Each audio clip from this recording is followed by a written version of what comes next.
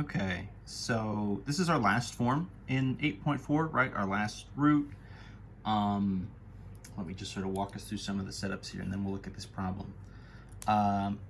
So this one is the root of x squared minus a squared, right? So we did already the flip of this, right? A squared minus x squared. That was our x equals a times the sine of theta setup. So this one gives us a slightly different triangle. This one is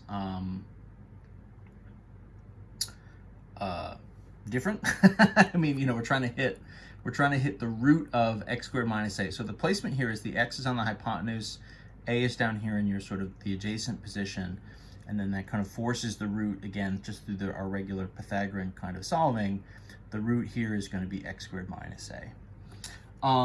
One thing I'll just sort of say as a note here is the only way for this to really kind of make sense as a triangle is your x value has to be larger than your a value. So there is a little bit of a restriction here, just kind of practically, right, as far as like the sizes of things. In the other triangles, the x side was either the opposite or the adjacent. So this forces some restrictions on the x. It's not really going to come up with any of the stuff we're going to do, but in theory it would make a difference if you were doing something like a definite integral where you're trying to like find the area under the curve. That could kind of come into play here in some ways. I'm essentially going to ignore it. We're only sort of finding antiderivatives here, so we can kind of pretend that that's not really a big deal, just to simplify our lives a little bit.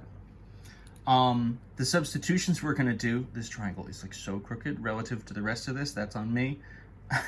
It's like a cockamamie triangle. If we're looking at this, our usual move would be to say, okay, so x over a here would be like the secant of theta. So that means x would be a times the secant. The derivative of that, right, my dx would be a times the derivative of secant, which would be secant tangent, right, d theta. And then my usual thing, which would be setting up, you know, what would the root over a be? That's going to come from your tangent function. The tangent would be the root over a, so then the root itself would be a times the tangent of theta. So this kind of setup, you know, beyond just the sort of difference in the triangle, the formatting here and sort of the strategy is very similar to what we've been doing. So let's take as an example the root of the integral of the root of x squared minus 25 over x dx. So what we're going to do here, right, my a value here is going to be 5. So the triangle that goes with it, let's see if I can draw one a little bit more, well, it's more straight, but now it has other problems. Anyway, so 5 is here, x is here, and so then this, right, the opposite side is going to be my x squared minus 25. My subs, so x would be 5 times my secant of theta. Of course, my theta, right, my angle is down there in the corner like always.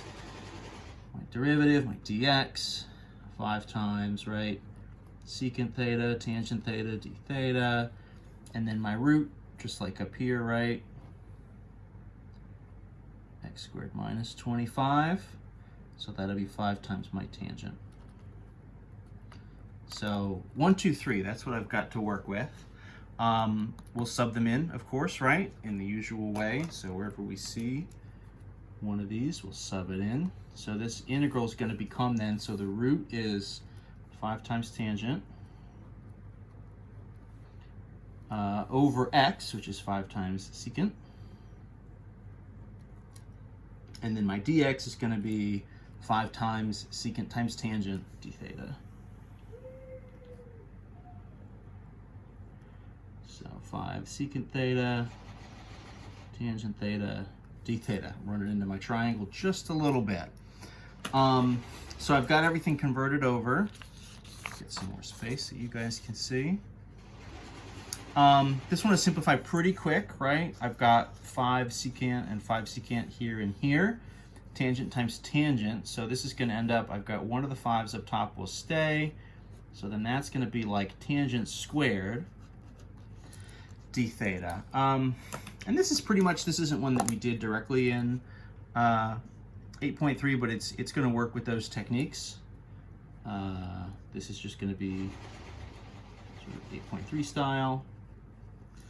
So the move is to use, right, back from our sort of review page, I want to shift from tangent squared of theta, because that's not going to be one that we can do an antiderivative of just in that form.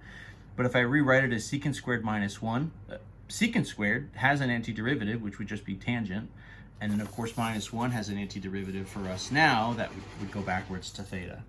So this is going to become, right, 5 times the integral. So we'll sub this in. Secant squared theta minus 1 d theta.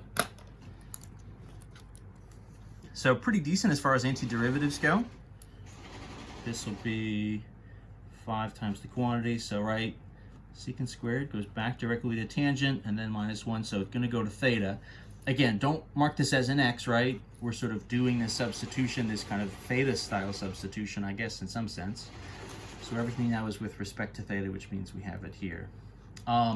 As far as then getting us back to our kind of final form, what are my subs going to be? So tangent, I'm just going to get directly from the triangle. Tangent would be root of x squared minus 25 over 5. So 5. So it'll be that root over 5 minus theta. Probably the easiest way to get theta, what I would do here is I would use, so we know secant theta, right, for us here should be our x divided by 5. Right, that's the sort of hypotenuse over the adjacent, right? It's the reciprocal for cosine. So then finding that angle is a matter of just doing the arc secant using the inverse. That's kind of how we've found theta in each of these cases. Right, we did, you know, in the first triangle setup when we were working with sine, theta was the arc sine of the value over a, of x over a. In the second case, it was the arc tan of x over a. I don't know if we actually did one that had that form or not. And so here it's just going to be the arc secant. So you get a real mixture as far as your kind of final form here. Plus big C, and I guess what we'll do is maybe distribute the 5, if only because here it will cancel, right? So that'll be root x squared minus 25 minus, and then 5 times this arc secant of x over 5 plus big C. And that's our final. That's the strategy, right? So if we have this particular type of a root, right, x squared minus this value, minus the value squared, we use this triangle, our third triangle here. The focus then sort of is on x is equal to the a value times the secant of theta, and then sub everything in, and away we go. Right, once you kind of know the basic strategy to these, it's really just a matter of making sure you're using the right triangles, and then from there, of course, using the right kind of substitutions. You know, when are you using sine and cosine? When are you using, you know, secant and tangent, or tangent and sort of secant? I'll do one more using this third triangle setup, and then we should be good to go.